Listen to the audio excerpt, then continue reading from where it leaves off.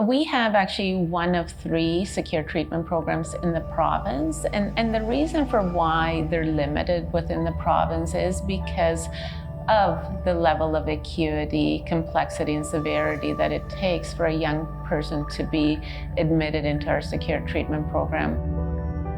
We have 2 streams. We have what they call an emergency admission stream. That's 30 days, and it is really for stabilization.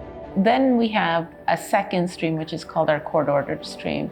And that is a stream whereby a judge, a family court judge, will order a young person to treatment. And that is because the level, again, of acuity, severity, and complexity and risk is so high.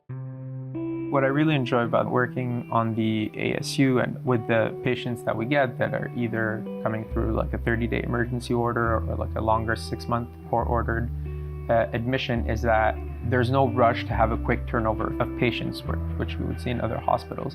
Here we actually have the time to wait and listen and see what we need to address, make kind of like a list of priorities before jumping to like problem solving. So clients have, by the time that they get to Youthdale, they've exhausted a lot of services and agencies, acute care settings. So our clinicians really try to understand what assessments have been done, what have they already worked on, and really adapting that to then figure out, all right, where do we need to go with this? And so the patient's voice is present throughout all of this, really hearing them and understanding what do they want to work on, what don't they want to work on, what have they been through.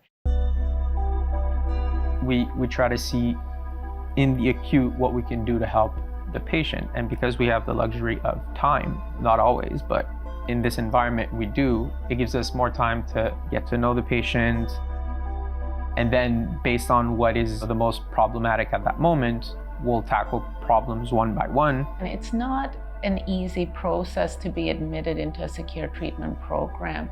A judge will ensure that a young person has gone through all of the treatments that are less intrusive, less intensive prior to coming in.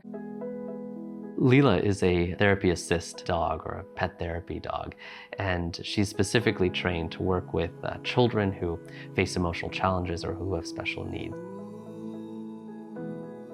There are many cases that I've been involved in where a young person will not actually speak to me. They will rather spend time with Leela, and with time they may open up, and she plays a large role in that. A lot of children are coming in with a lot more acute issues, and families need a lot more support. And I think one of the challenges is really finding the best form of care for these kids. Not every kid is the exact same. Not every kid's care is going to be the exact same formula. Sometimes when you're in a really tough state of mind, hope is hard to see, or the light at the end of the tunnel is hard to see. So us working with them and kind of providing them with the therapies, with the supports, with the non-judgment environment, with a safe space to be themselves and to express how they're feeling, it allows them to see that light at the end of the tunnel. There is a positive outcome, even in a hard time.